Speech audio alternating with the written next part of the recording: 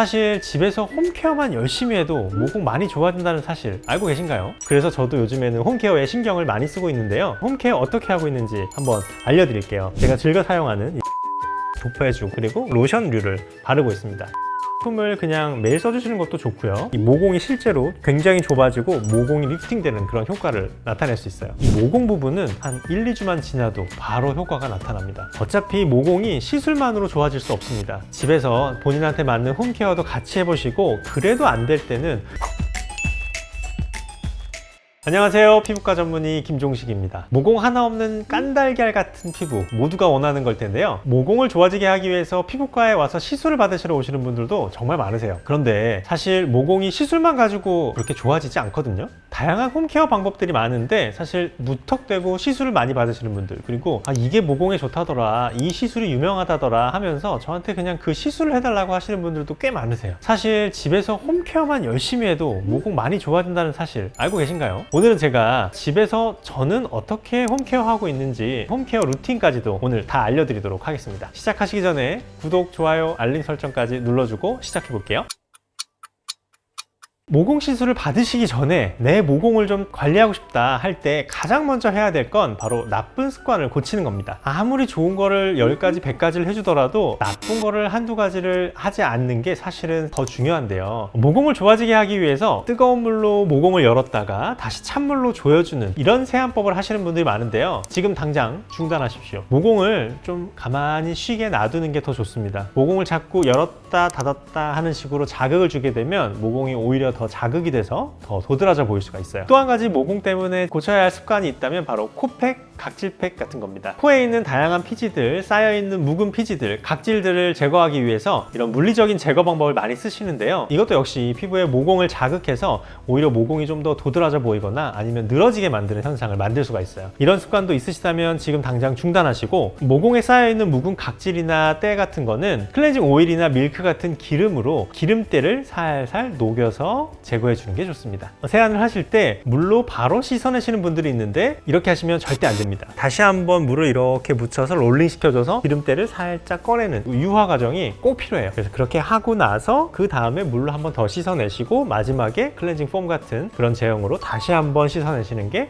굉장히 중요합니다. 두 번째로 홈케어에서 가장 중요한 거는 역시 뭔가를 발라주는 거겠죠. 그럼 내 모공에는 뭘 발라주는 게 좋을까? 그건 모공이 왜 이렇게 안 좋아지는지를 먼저 알아야 되는데요. 사실 저는 모공이 안 좋아지는 원인을 크게 두 가지로 봅니다. 하나는 피지 분비, 또 하나는 바로 노화죠. 첫 번째 피지 분비 같은 경우에는 피지 분비가 왕성하신 분들이 있어요. 얼굴이 기름지거나 여드름이 많으신 분들 아니면 귤 껍질 모공처럼 굉장히 크신 분들 이렇게 모공 발달이 많고 얼굴에 기름기가 많으신 지성 피부에 가까우신 분들은 특히 요즘과 같이 날씨가 더워서 피지 분비가 더 왕성할 때에는 효소 세안제처럼 피지 분비를 말려주는 그런 세안제를 이용해서 한 번 더 세안해 주시고 그리고 나서 살리실산이 들어있는 이 토너 같은 걸 사용해서 살짝 필링을 해주시는 게 도움이 많이 됩니다. 특히나 여름에는 너무 꾸덕한 크림류는 차라리 아예 바르지 마시고 스킨이나 토너 같은 것만 바르고 아무것도 바르지 않는 게 오히려 더 나을 때도 있습니다. 예전에 우리 영상에서 많이 설명해 드렸던 레티놀 같은 제품들 그런 것들이 함유된 화장품이나 아니면 뭐 스티바와 같은 연고 제품들을 사용해 주시는 것도 도움이 됩니다. 또 하나는 세로 모공이라고 많이 들어보셨죠? 바로 탄력이 떨어져서 생기는 모공인데요. 얼굴이 기름지지 않고 오히려 건조하신 분들 어릴 때는 모공이 거의 보이지 않았는데 나이가 들면서 슬슬 모공이 좀 늘어지신다는 분들 많으실 겁니다. 이런 모공은 사실 노화 때문에 생기는 모공입니다. 모공 자체에 탄력이 떨어지기 때문에 모공이 밑으로 늘어져서 사실 이런 거를 세로 모공이라고도 요즘에 많이 부르고 있죠. 모공이 비교적 적게 발달한 그런 분들도 나이가 들면서 생길 수 있는데요. 사실 저도 그렇게 모공이 많이 발달한 피부가 아닌데 역시 나이가 들면서 조금씩 세로 모공들이 보이고 있고요. 그래서 저도 요즘에는 홈케어에 신경을 많이 쓰고 있는데요. 관리를 위해서 집에서 홈케어 어떻게 하고 있는지 한번 알려드릴게요.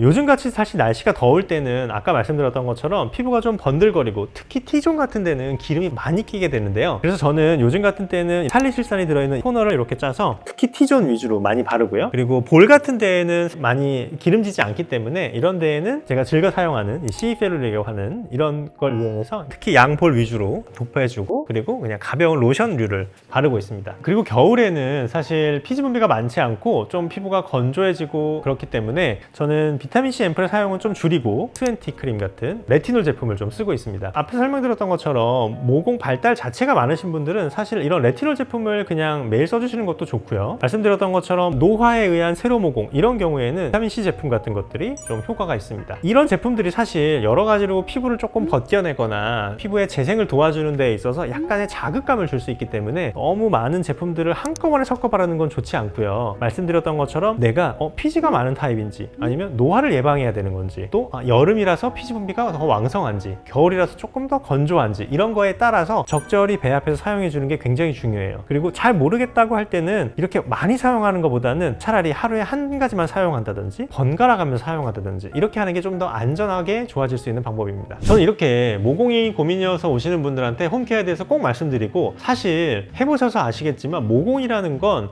어떤 시술을 해도 완전히 없어질 수는 없어요. 피부에 꼭 필요한 구조물이기도 하고요. 그래서 모공 시술이 크게 효과가 없을 것 같은 분들한테는 저는 그냥 시술을 하지 말고 홈케어만 하시라고 오히려 더 추천을 드리는 편이에요. 모공 시술이 도움이 되시는 분들도 물론 있죠. 아까 말씀드렸던 것처럼 피지 분비가 왕성한 타입은 피지 분비를 줄이는 시술들이 좀 도움이 돼요. 대표적으로 골드 PTT나 니드랄프 같은 시술이고요. 하지만 말씀드렸던 것처럼 세로 모공, 특히 피부가 늘어지는 모공, 노화 때문에 늘어져서 생기는 그런 형태의 모공은 피지 분비를 줄이는 시술들이 별로 도움이 되지 않겠죠. 이런 분들한테 제가 요즘 가장 많이 추천하는 시술은 바로 울세라입니다. 울세라는 리프팅 장비로 많이들 알고 계실 거예요. 그런데 이 울세라에 실제로 시술할 수 있는 팁이 굉장히 다양하다는 사실은 잘 모르셨죠? 울세라에는 이렇게 다양한 팁이 있습니다. 이 팁들은 각각 기능이 되게 다르고 이 울세라가 타겟하는 층이 달라지는데요. 이렇게 깊은 팁을 사용할 때는 저 깊은 속에 있는 근막을 자극해서 진짜 피부를 리프팅 해줄 때 사용하지만, 이렇게 얕은 팁을 모공 주변에 집중적으로 조사해 줬을 때 이 모공이 실제로 굉장히 좁아지고 모공이 리프팅되는 그런 효과를 나타낼 수 있어요. 그리고 울세라는 사실 시술 후에 한두 달은 지나야 효과가 나타나는데 이 모공 부분은 한 1, 2주만 지나도 바로 효과가 나타납니다. 사실 울세라와 비슷한 효과를 내는 슈링크라는 장비로도 충분히 모공 팁만 잘 사용한다면 모공에 좋은 효과를 낼 수 있습니다. 이번에 제가 울세라로 모공 팁으로 시술하신 분인데요. 시술 후 2주 후 사진인데 정말 모공이 눈에 띄게 좋아진 거를 확인할 수 있죠. 그래서 저는 울세라를 하러 오시는 분들 중에 모공 고민이 많으신 분들께 모공에만 좀 더 추가적으로 모공샷을 해보시라고 많이 권하고 있고요. 실제로 많은 분들이 해보시고 굉장히 만족해하고 계십니다.